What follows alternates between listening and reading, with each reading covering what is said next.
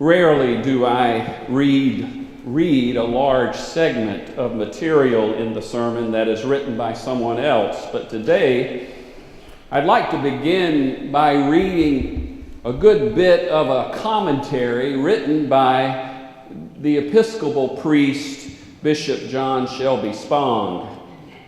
It's titled, "The Sources of Political Gridlock and Anger."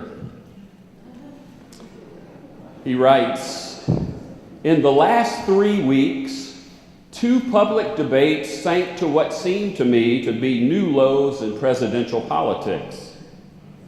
In the first of these debates, 3 of the candidates called other candidates for the same office liars on 52 occasions in that single debate.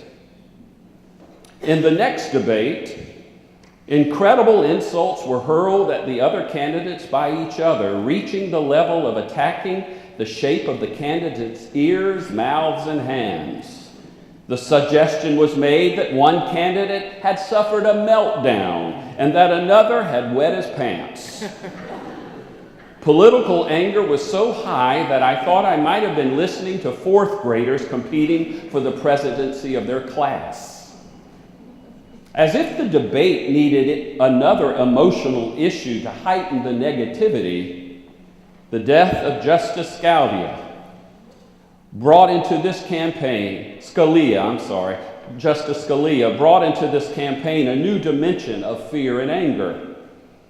The majority leader of the Senate announced that he would not even allow hearings on a nominee submitted by the president until after the election in November. While that attitude is not unfamiliar in American politics, it has never before been articulated in such a bold way in the history of our constitutional democracy. Still, other evidence of anger and gridlock occurred about 6 weeks ago when the president submitted a budget to Congress as the Constitution requires him to do. The leaders of the opposition party in control of both houses of Congress announced that they would not even receive that budget. Senators have the constitutional authority to reject any nominee to the Supreme Court, but do they have the right to refuse to consider the nominee? Members of the House of Representatives, in which under our Constitution all appropriations bills must originate, have the right to reject any item found in the president's proposed budget, or reject even the entire budget. But do they have the right to refuse even to receive the budget that the president is required to submit? Political gridlock and anger in Washington have been growing stronger over the last decade. It has now reached levels never seen before in American history. The presidential campaign reveals this anger in spades. 30 years ago, Antonin Scalia, a brilliant legal mind with a deeply conservative point of view, was nominated by Republican President Ronald Reagan and confirmed by a democratically controlled United States Senate by a vote of 98-0. How is it possible that in the brief span of 30 years, we have gone from unanimity to the inability even to consider a nominee to the highest court of this land? Behind the political anger of our day, there appears to be enormous fear, which suggests that power has been or is being lost, and with it, the ability to keep control of the political process. The articulated fear is that America is changing and that never again will the future be better than the past.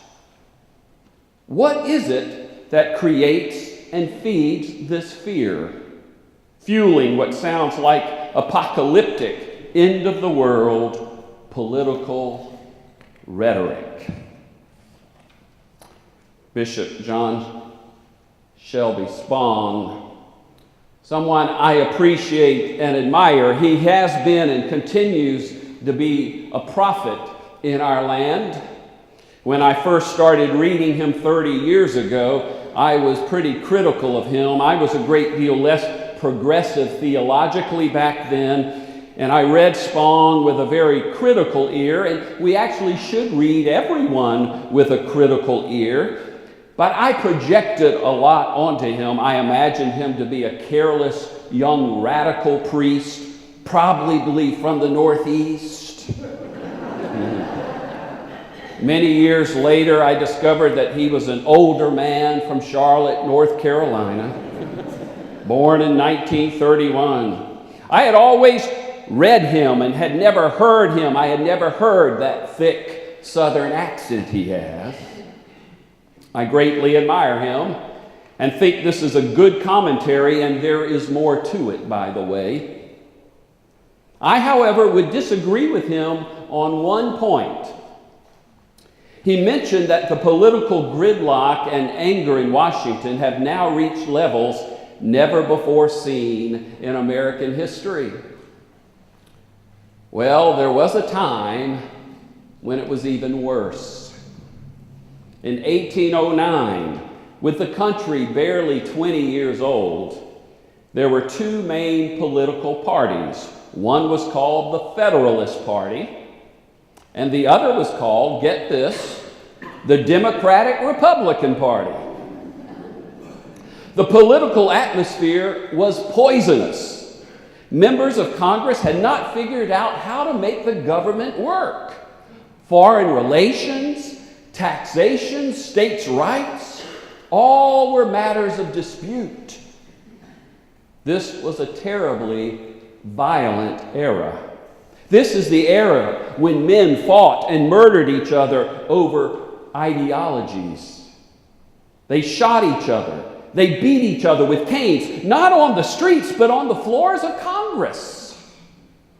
Duels happened every day. Members of Congress would call each other out for duels and then go over to Maryland to the dueling grounds. It's a good thing they didn't have the kinds of guns that we have today. There would be nobody left. At that time, everything in Washington seemed to exasperate political division. Thomas Jefferson had dinners in which he deliberately kept the two parties apart, inviting Democratic Republicans on one night and then the Federalists the next. Even the living arrangements intensified the polarization, with Federalists staying in one boarding house and the Democratic Republicans in another. Well, it's ironic that I'm preaching this sermon on the first Sunday after the passing of Nancy Reagan, because guess who came to the rescue of our country during this turbulent time in the 1800s? The First Lady. James Madison followed Jefferson's presidency. His wife was Dolley Madison, and Dolley had a passion for social engagements. The Madison presidency began with an inaugural ball, the first one ever in Washington. And Dolley was determined to start a new style for the administration. She wanted the ball to include a true cross-section of people. Usually such an occasion only included the aristocracy. But Dolley, who was brought up in the Quaker faith, wanted to include common workers. For many people, this was a shock to them, to be sipping cider next to a farmer. But for Dolley, it was important to show that everyone was welcome, that this was a country where everyone was equal. Historian Catherine Alger says, for politics to happen, you need the social sphere. That's the place where people can work things out, where they can compromise, where they can talk, where they can make deals. In Washington, D.C., there was no place at that time for the unofficial sphere. There was no public space for interaction. There weren't hotel lobbies. There weren't restaurants or bars. There weren't places where politicians could come together socially. And so Dolley Madison realized that the executive mansion could be used for this purpose. During previous administrations, the building was simply the president's private residence. Dolley would transform it into a place where politicians could come together informally, a political neutral space with music and food and civility. The executive mansion quickly became the center of Washington's social life. Every Wednesday, Dolley threw open the doors for a party. These events were so popular and so crowded that people started to call them squeezes. And Dolley would pass from one room to another, greeting everyone. A connector. Up to this time, social events hosted by heads of state had always been highly formal affairs. The idea of a president entertaining legislators and even some members of the public in informal gatherings was something totally new. Writer Richard Norton Smith says, "The fact of the matter is, it has always been true that much of the business of government in Washington transpires after 5 p.m. It doesn't take place in official offices. It takes place in the drawing room or around a dinner table." That began with Dolley Madison. She provided a place for people to meet and greet, people who did not like each other or did not even want to meet each other. There was no guarantee that if you had dinner with someone or a glass of wine with that person, that you would not hurl a spittoon at them the next day on the floor of Congress, but it sure did greatly diminish the chances of that happening. Catherine Alger says, Dolley brought everybody in the room together, and they learned to work together in bipartisan ways. Ways that it turns out, though no one could have known it, were absolutely necessary for building a democracy and a nation state. Soon Americans were calling the executive mansion by a new name: the White House, because Dolley had made it a national home.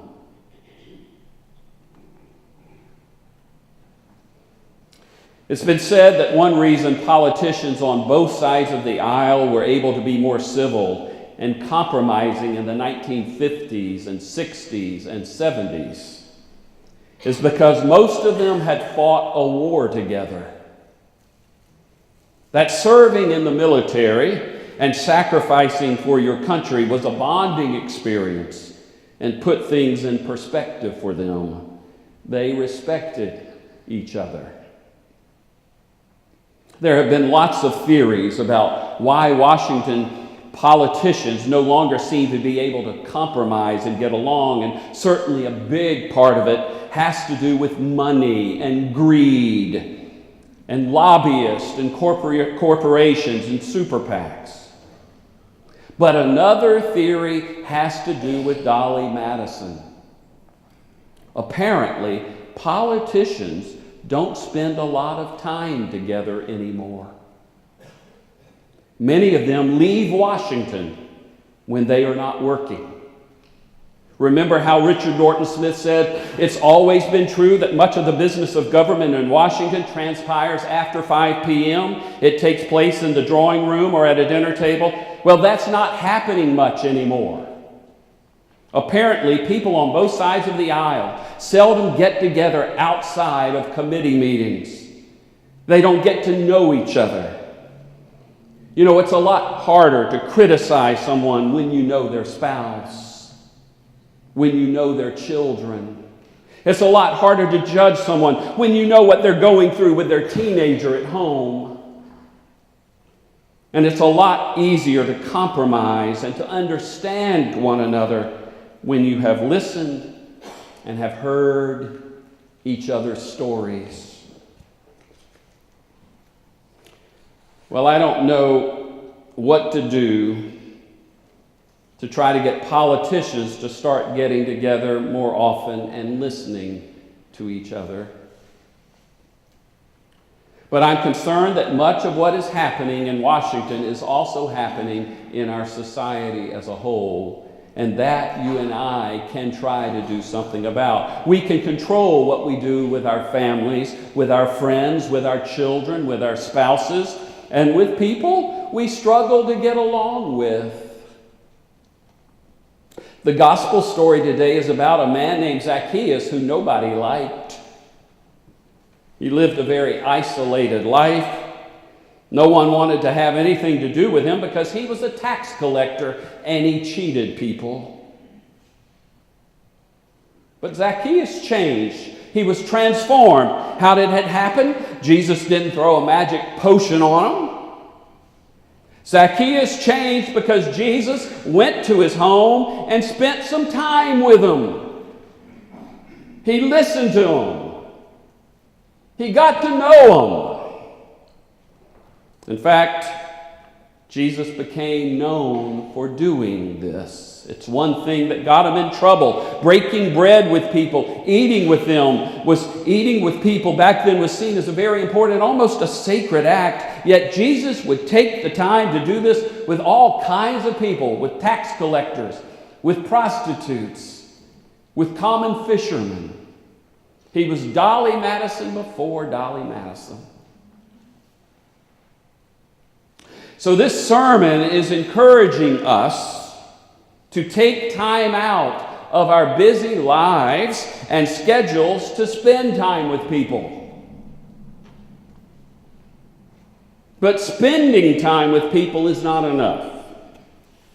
For you see, Jesus and the politicians who took the time to be with other politicians in the 50s, 60s, and 70s, they did not have to compete with these. Technology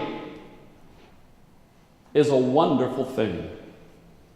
There are many blessings from it. How wonderful to have this when you have a flat tire on the road.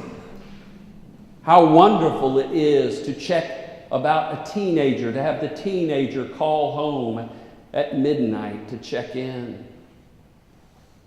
Sherry and I were at 2 different places this week. We had miscommunicated with each other. Can you imagine that? And how wonderful it was to call her on this and get things fixed. But too much of a blessing can become a curse. And in many ways it has. Technology is one reason why politicians don't have to stay in Washington anymore. Why they can go out of town. Why they don't get together with other politicians after business hours. But even if they did get together, it doesn't guarantee that they will listen to one another and get to know each other. About 4 years ago, Sam and Jan Durham, Sherry and I, attended a big Christmas party for ministers and their spouses. A large church in South Georgia hosted the event that was for about 80 people. We sat at round tables, circular tables that sat about 8 people per table. Sherry and I were running late, and Sam and Jan had saved the last 2 places at the table. Sherry sat by Jan, and I sat by Sherry on one side, and I sat by a young woman who was on staff at the church that was hosting the event. And I went to introduce myself to her, but I noticed that she was in the middle of texting someone, and I didn't want to interrupt her, so I would wait to introduce myself when she finished. Well, apparently it was a very important conversation because she kept texting and texting. Perhaps a child was sick, maybe a death in the family. But after the texting went on for 25 minutes or so, I tried to introduce myself between texts, but that was all the conversation we had because the texting went on for the entire meal. And when I was leaving, I said to Jan, "Can you believe that she texted?" Here was the host of the party texting through the entire meal, and Jan had a look of great disdain on her face because she knew something I didn't know. She said, "Billy, she wasn't texting someone. She was playing a game." That story seems unbelievable, unfathomable. And you would think that if it had really happened, and it really did, that it would have been someone who did not have an education or upbringing or training. This person not only had her master's degree, she had her doctorate. Addictions and obsessions do not discriminate. Everyone is vulnerable.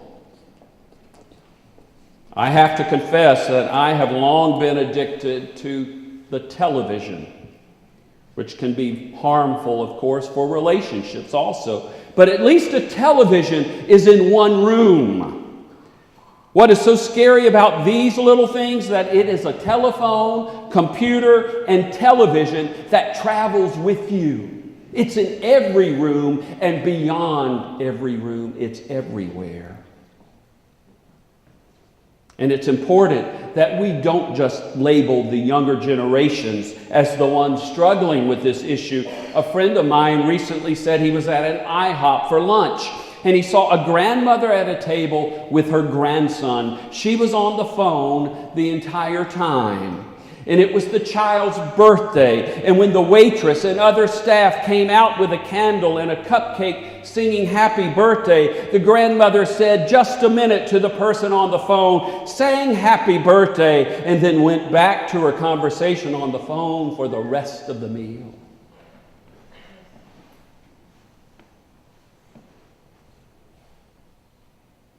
The person who told me this is a friend of mine from Buffalo. He and I were in Pirates of Penzance together in New York, and he surprised me and came to the matinee performance of HMS Pinafore last Sunday. He has a childhood friend who lives in Savannah. They grew up together in Buffalo. Tom White. Some of you may know Tom. He's an interior designer here in Savannah. Tom had his 70th birthday, so my friend Ron came to Savannah to help him celebrate. And so seeing Ron last Sunday, I said, "Ron, let's get together for lunch while you're here. What's your cell number?" He said, "Well, why don't you just call Tom's house?" And so I called him the next day, called Tom's house and got the answering machine, left a message saying, "Ron, it's Billy. Hey, if you call back and I'm not here, just leave me your cell phone number and I'll call you." He called back and I was home.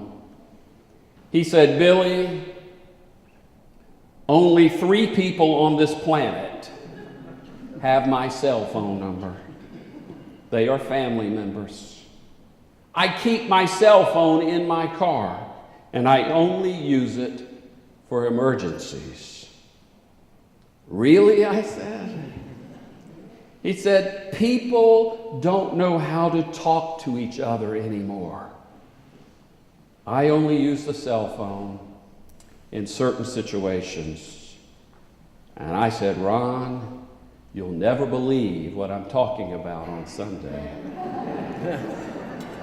If you struggle with this, as most of us do, you ought to check out a great article titled "The 12-Step Detox: How to Curb Your Electronic Device Addiction."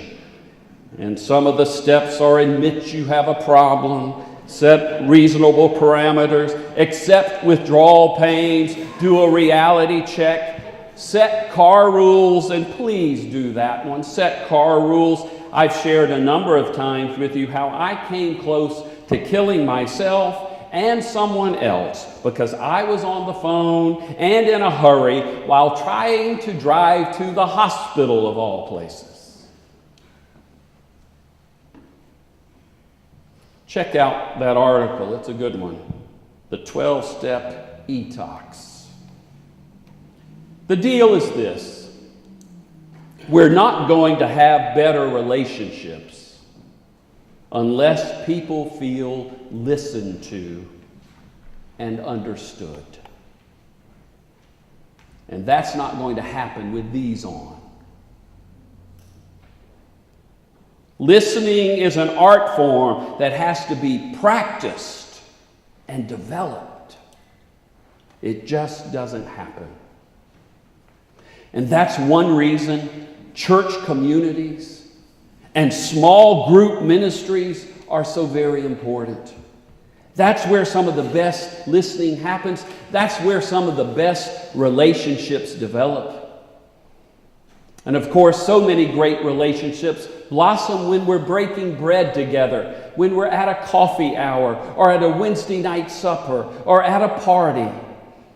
And so let us turn off our cell phones and listen to each other as we break bread together. Perhaps that is why, in some divine way, the sacrament of Holy Communion has become so important, and why Jesus made it so important. It is the sacrament, this breaking of the bread together, that seeks to help strengthen relationships, our relationship with God and our relationship with each other. Let us break bread together so we can be like Jesus and say, today, salvation, health, wholeness, restored relationships have come to this house. Amen and amen.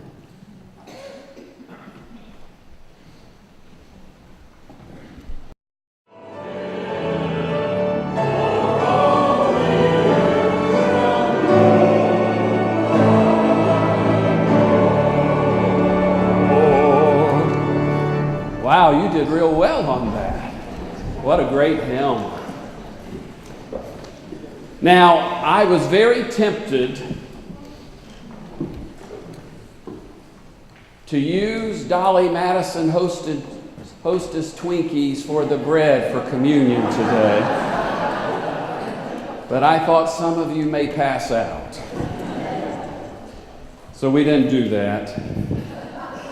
But I do have some of them for you at coffee hour, okay? So have a good time at coffee hour. I don't think, Dolley Madison, I think, was bought out by Hostess, but we do have the Hostess food that Dolley Madison had. So let us go. I'm glad you're here. You were here, and so let us go today as brothers and sisters. Let us go with the peace of Christ in our minds and the love of God in our hearts. Amen.